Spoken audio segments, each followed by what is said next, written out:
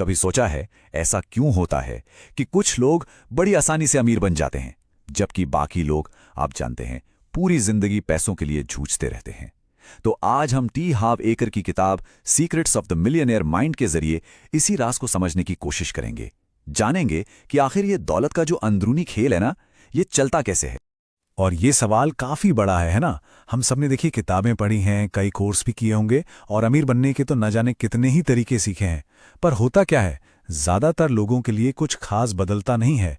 एक दो दिन का जोश रहता है और फिर सब कुछ बिल्कुल पहले जैसा। तो सवाल वही है, आखिर ऐसा होता क्यों है? देखिए, इसका जवाब छिपा है एक बहुत ही पावरफुल कॉन्सेप्ट में, हमारा फाइनेंशियल ब्लूप्रिंट। हाँ, यही वो अदृश्य शक्ति है एक तरह से, जो हमारी पूरी फाइनेंशियल लाइफ को कंट्रोल करती है। यही वो मिसिंग लिंक है, वो छिपी हुई कड़ी, जिसके बारे में ज्यादातर लोगों को पता ही नहीं होता। तो सवाल उठता है कि ये फाइनेंशियल ब्लूप्रिंट आखिर है क्या चीज? आसान भाषा में कहें तो इसे अपने पैसों का डीएनए समझ लीजिए। ये एक तरह का प्रोग्राम है जो बचपन से हमारे सबकॉन्शियस माइंड में, हमारे अवचेतन मन में चल रहा है।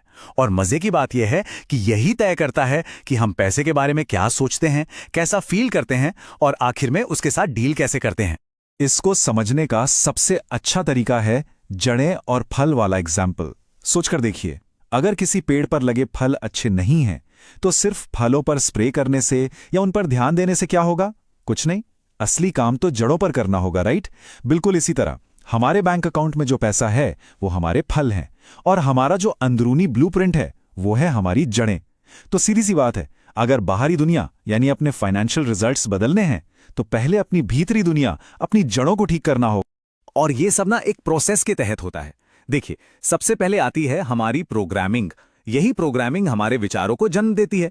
फिर हमारे विचारों से बनती हैं हमारी भावनाएं, हमारी फीलिंग्स।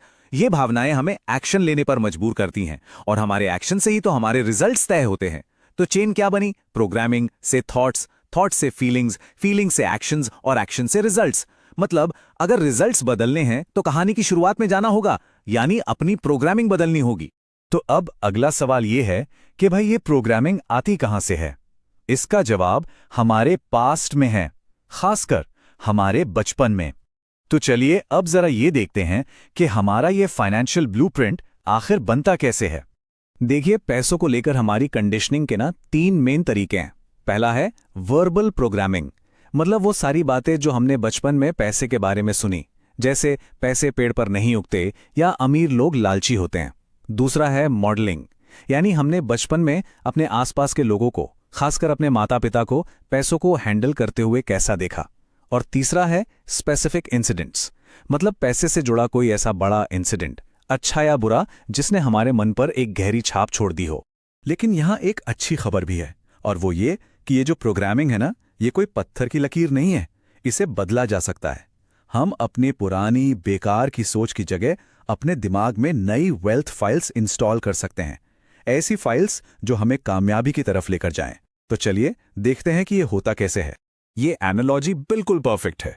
जरा सोचिए कि हमारा दिमाग एक फाइल कैबिनेट की तरह है। अब अगर इस कैबिनेट में पैसों से जुड़ी जो फाइल्स रखी हैं वो गरीबी और तंगी वाली इंफॉर्मेशन से भरी हैं, तो जाहिर है हमारे फैसले भी तो वैसे ही होंगे ना।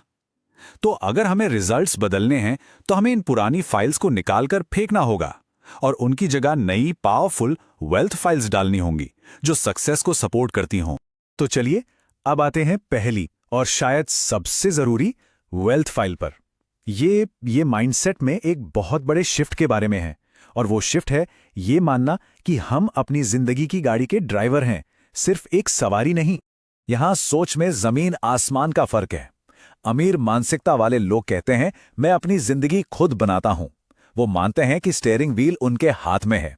अपनी कामयाबी और नाकामी दोनों की जिम्मेदारी वो खुद लेते हैं। दूसरी तरफ गरीब मानसिकता वाले लोग क्या सोचते हैं? जिंदगी मेरे साथ होती है, मतलब वो मानते हैं कि जिंदगी उनके साथ बस हो रही है। वो खुद को हालातों का शिकार समझते हैं।